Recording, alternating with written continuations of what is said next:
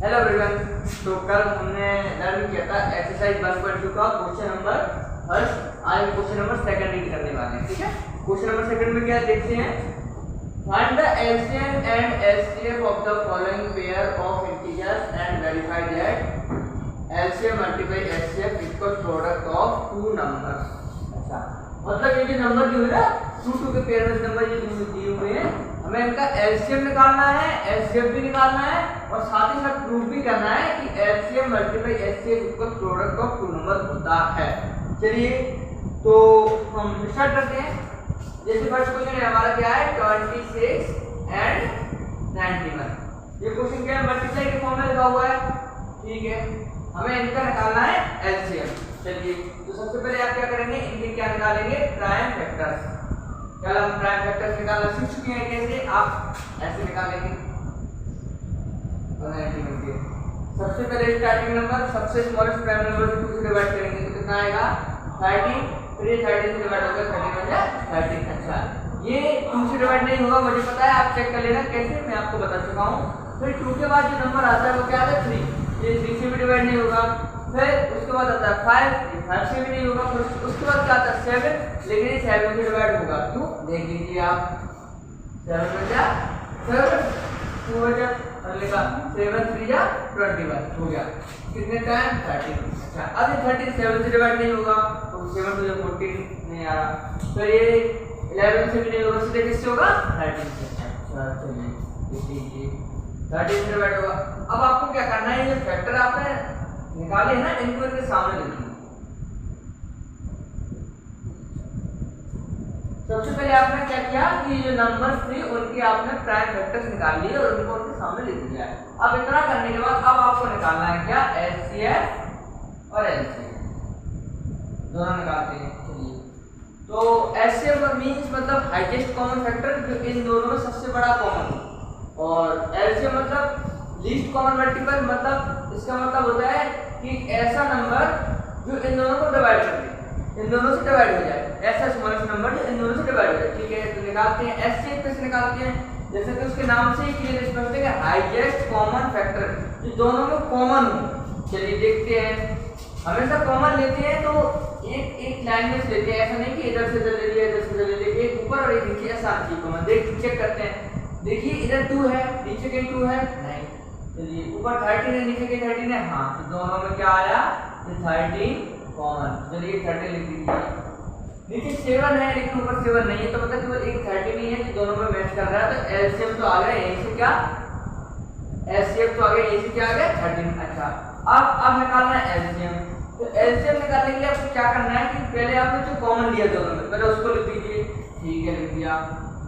अब इसके बाद जो नंबर बच गए हैं जो कॉमन नहीं आ रहे हैं दोनों में, उनको भी लिख दीजिए। चलिए क्या था 2 और 7, तो 2 into 7 क्या हो गया 13 2 जा 26 मल्टीप्लाई 7 कर लीजिए, 6 7 जा 42 14 14 और 4 18। चलिए ये आ गया इनका एलसीएम। अच्छा, हमने एलसीएम निकालना भी सीख लिया, एचसीएफ निकालना भी सीख लिया। आप इनके भी ऐसे फैक्टर निकालेंगे। ठीक है, ऐसे फैक्टर निकालेंगे, फिर जो भी नंबर है दोनों में जो कॉमन हो जाएगा एचसीएफ, तो जो कॉमन नंबर आएगा एलसीएम में लिख देना। फिर उसके बाद जो नंबर बच जाएंगे जो दोनों में कॉमन नहीं होंगे उन्हें ठीक है, ठीक है, तो आपको इनके फैक्टर निकालने हैं।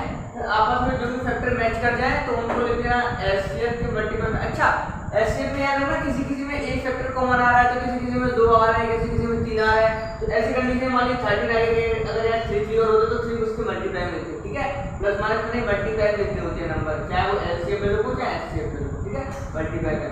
अच्छा, ये तो आपने नॉर्मली फैक्टर निकालना सीख लिए हैं, जो कि सिंपल से क्वेश्चन है इस चैप्टर के, इस एक्सरसाइज के। और नॉर्मली जो बेसिक का पेपर आता है उसमें पूछ भी लेते हैं, लेकिन जो स्टैंडर्ड का पेपर आता है उसमें इसलिए सिंपल क्वेश्चन बिल्कुल नहीं पूछे जाते। अगर पूछ ले तो किस्मत आपकी है, मैं बताता हूँ कैसे पूछेंगे।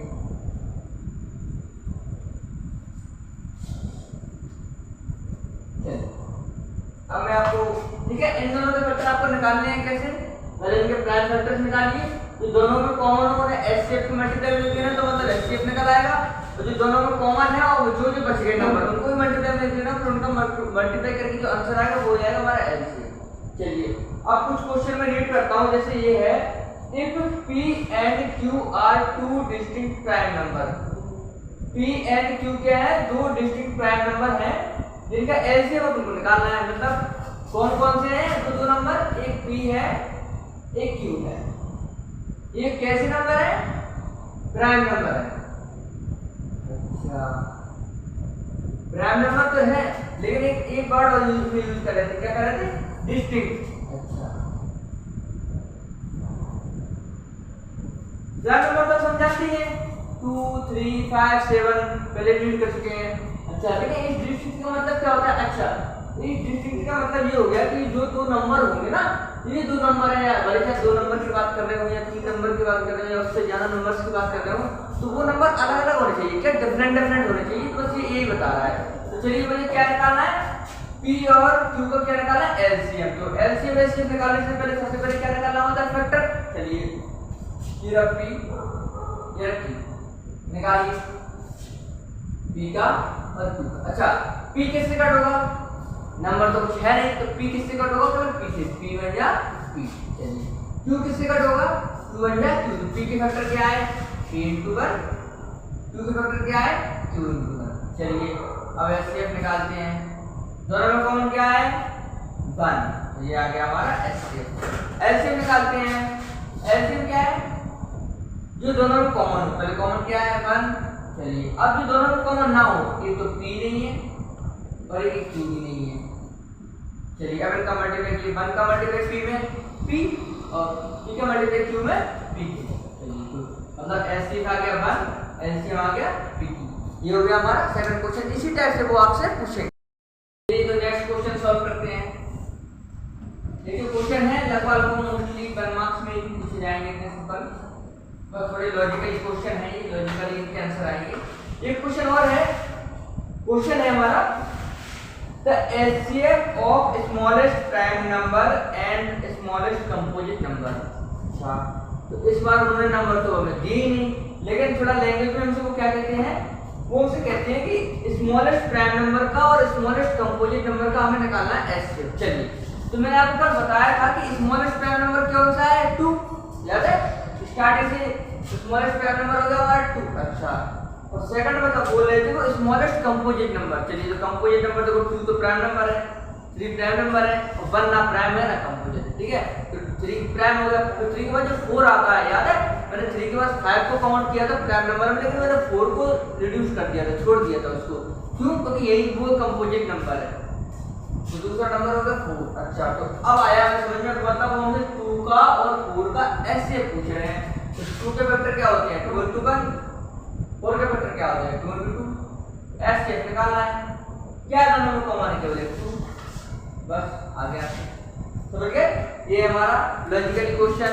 अच्छा एक क्वेश्चन और है नेक्स्ट, क्या है कि द एचसीएफ ऑफ, हमें एलसीएम फाइंड करना है, दो नंबर है, कौन कौन से हैं, लेकिन इस बार वो नंबर भी थोड़े लॉजिकली है। जैसे एलसीएम फाइंड करना है, एक नंबर n है, दूसरा n प्लस के 1। अच्छा और यहाँ पर n की वैल्यू को हम सब टेबल में दे रहे हैं, क्या है n मतलब यहाँ पर क्या है नेचुरल नंबर। अच्छा नेचुरल नंबर, तो नेचुरल नंबर मतलब वही 1 से स्टार्ट होते हैं, इंफिनिटी तक जाते हैं, 1 2 3 4 5 6। अच्छा यहाँ से इन दोनों नंबर को देखते हैं, एक बात तो समझ में आ रही है कि n आप कुछ भी ले लीजिए, जैसे मान लीजिए 5 ले लिया, तो ये नंबर ऑटोमेटिक 5 प्लस के बाद 6 हो जाएगा। अच्छा मान लीजिए हमने 10 ले लिया, तो ऑटोमेटिक ये 10 प्लस 11 हो जाएगा।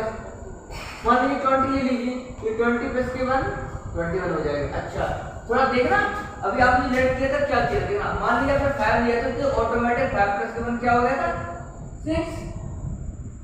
अच्छा जब आपने 10 लिया तो 10 प्लस के 1 हो गया था 11। जब आपने से 20 लिया तो 20 प्लस के 1 लिया, अच्छा 20। अच्छा जब आपने 5 लिया था तो 5 और 6 में और 10 और 11 में और 20 और 21 में एक बार नोटिस कीजिए कि भी बढ़ आया, ठीक है, डिस्टिंक्ट प्राइम नंबर, याद है डिस्टिंक्ट नंबर बड़ा यूज किया था।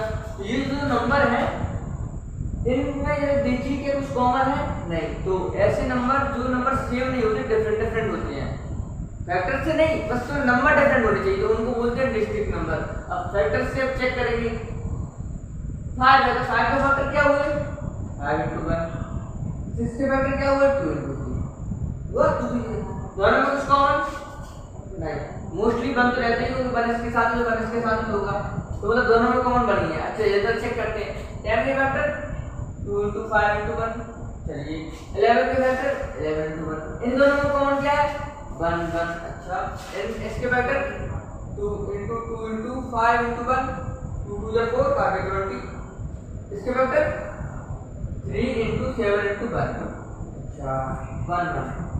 यहाँ से एक बात तो क्लियर हो गई कि आप m की वैल्यू कुछ भी ले लें तो जो दो नंबर आएंगे उनके फैक्टर्स में केवल एक ही चीज मैच करेगी, वो क्या है 1 1 1। अच्छा तो मतलब समझ गया ना कि n का और n प्लस के 1 का एचसीएफ क्या होगा, तो दोनों में कॉमन हो। ठीक है, तो दोनों में कॉमन क्या आ रहा है, एक आ रहा है हमारा 1, एक आ रहा है हमारा 1, मतलब 1 आ रहा है। ठीक है, मतलब लेकिन हमने एलसीएम निकाला, उनसे पूछ तो एलसीएम रहे थे ना। अच्छा एलसीएम निकालते हैं, चलिए इन्हीं नंबर के एलसीएम निकालते हैं, इनका और में एलसीएम निकालते हैं। तो एलसीएम क्या होता है, जो तो पहले दोनों में कॉमन हो, फिर उसके बाद जो कॉमन नहीं है वो चलिए इन दोनों का निकालते हैं। तो इन दोनों का पहले हमने एलसीएम निकाला तो क्या आया, दोनों में कॉमन क्या था, केवल 1। अब कॉमन क्या क्या नहीं है, एक 5 नहीं है, एक 2 नहीं है, एक 3 नहीं है। चलिए अब इन दोनों का निकालते हैं, इन दोनों में कॉमन क्या है 1। अच्छा अब कॉमन क्या क्या नहीं है, 5 नहीं है, 11 नहीं है। हाँ तो मैं कह रहा था कि इन दोनों का एलसीएम क्या होगा, इनका और इनका, एक तो 1 मैच कर गया और क्या करेंगे 2 5 और 11, 2 5 और 11। अच्छा इनका एलसीएम निकालते हैं, दोनों में क्या सेम है 1। अच्छा सेम क्या क्या नहीं है, एक ये 2 है, एक ये 2 है, एक ये 5 है, एक ये 3 है, एक ये। अच्छा अब आपको क्वेश्चन आना चाहिए सर ये 2 तो मैच कर गए, याद है मैंने कहा था पेयर बनते हैं जो मैच करते हैं वो ऊपर नीचे करते हैं, दोनों लाइन को उसी का उसी लाइन में नहीं कराना है, समझ गए, इसलिए दोनों को 2 टाइम देना पड़ेगा, 2 into 5 3 into 7। अच्छा अब आप इन नंबर्स के एलसीएम निकालने से एक बार नोटिस कीजिए कि ये नंबर 5 था और 6 था।